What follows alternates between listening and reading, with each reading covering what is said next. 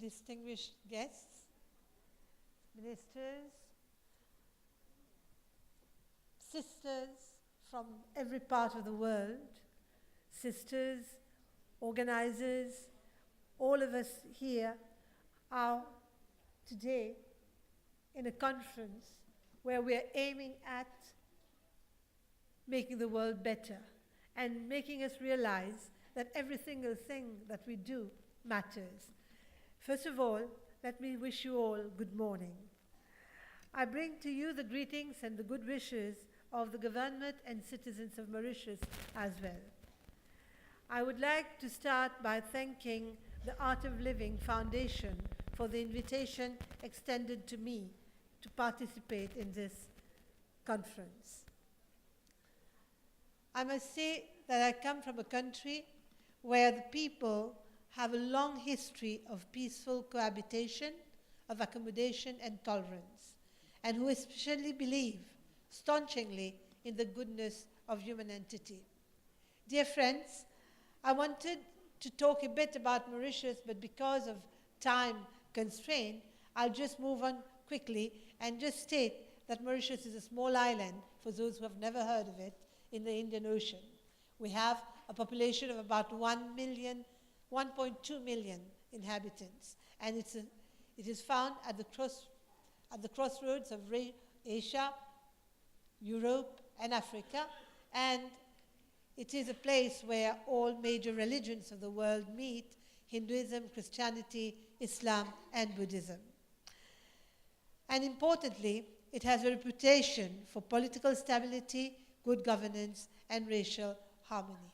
I will not talk more about the country. I'll move on to its constitution. Ladies and gentlemen, our constitution guarantees equal rights and non-discriminatory nature of principles governing the gender issue. There is accordingly a gender parity in terms of access right from preschool up, and is common for many, as is common for many countries. It is generally the boys who come out as underperformers. Strange.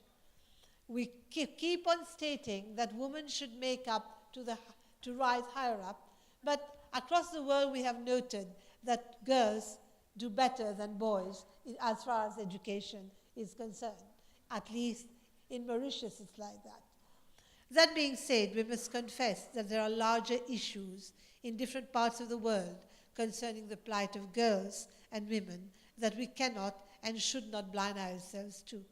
And here, I'm wearing the mantle of the Minister of Education.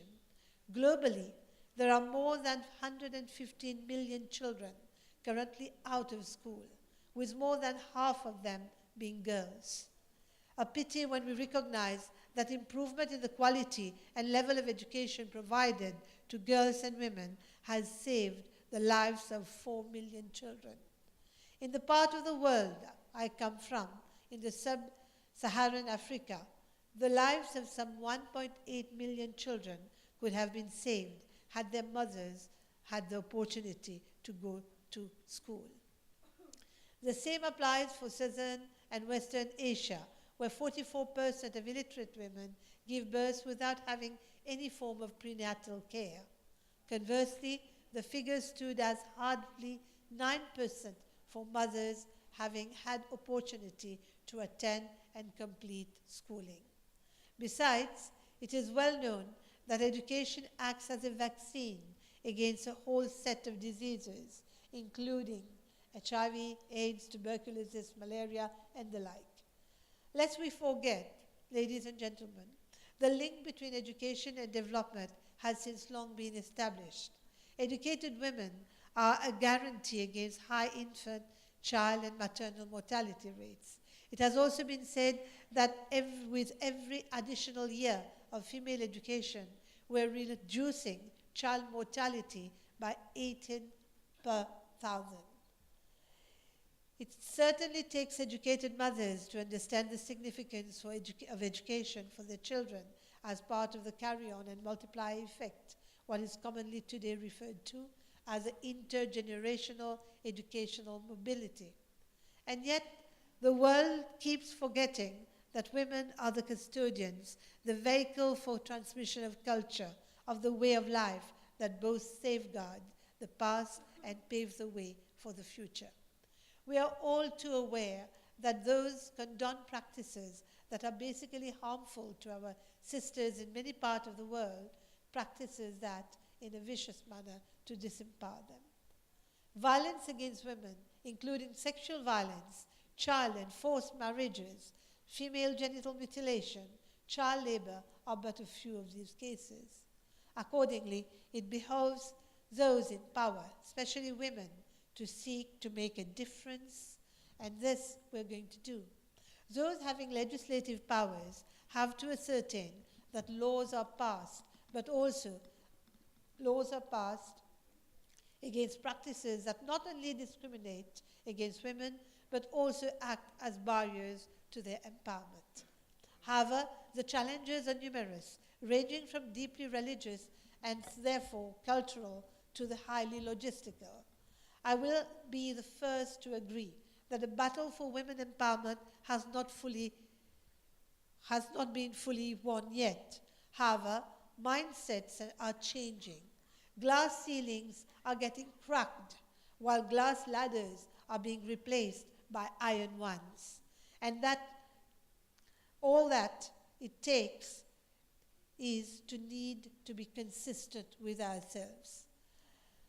And that raises a whole question. Is there any consistency between our words and our actions? Case in point, how far are we who have the power to decide on matters, act on them? Thought leaders, politicians, social workers, lobbyists, and the like, how far are we willing to go in our advocacy, not merely verbal, but action-driven advocacy against domestic violence? To what extent are we willing to go to become the voice of the voiceless, of those subjected to constant abuse, the children, including the child girl, employed at a tender age, the abuse of the rights of the handicapped, the poor and vulnerable who are always the excluded? The ethical approach is to subscribe to what Martin Luther King Jr. once said: the ultimate tragedy is not the oppression and cruelty by the bad people, but the silence over that by the good people, unquote. So where does that leave women? It is our ethical responsibility as women to muster the courage of our convictions. We must learn to break the silence and take the first crucial step on the path of our own redemption. Let us face it, salvation cannot always come by the way of actions undertaken by others for us. We need to be the instrument to shape our own destiny.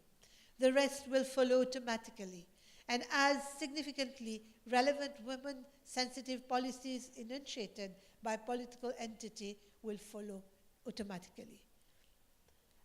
And here I'd like to thank Shri Ravi Shankarji for having stated the very nice words towards women. Come up, rule the world, as someone had put it earlier. Come up and dominate the world. But the word domination here doesn't actually mean to crush others, but to work with others. And it is always in pair that we can improve, in pair with the other gender that we can improve the world. Ladies and gentlemen, there are some fundamental truths that we have to internalize. First and foremost, ethics is about values, and values determine our character and our mindsets. I believe leaders, religious, social, institutional, organizational, or political, are duty-bound to appreciate the significance for them, not to reflect a dichotomy between who they appear to be in public life and who they really are when outside the public gaze. Thus, as presidents and prime ministers etch out their vision of a society where competence and merit are publicly recognized and celebrated, cronyism and nepotism have no justification in being covertly practiced. Such ambivalence, or at least the temptation it gives rise to, presents the challenge for leaders to be ethical all the time.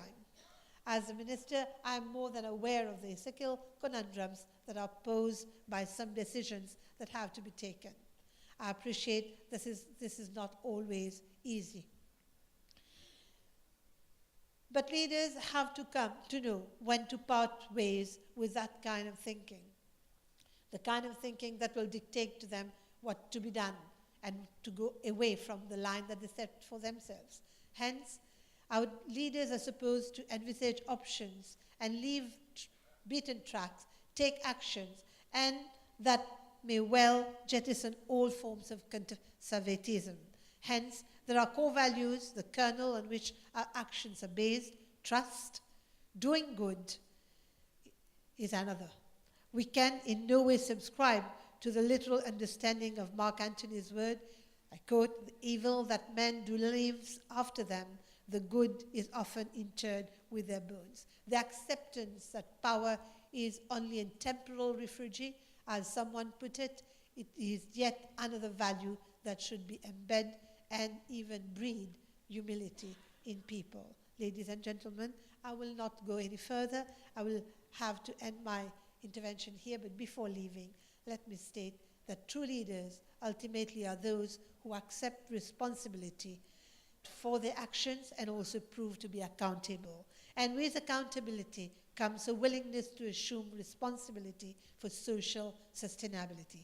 I recall here the different dimensions for social sustainability spelled out by the Nobel laureate Amartya Sen, namely equity, diversity, social cohesion, quality of life, democracy, and governance.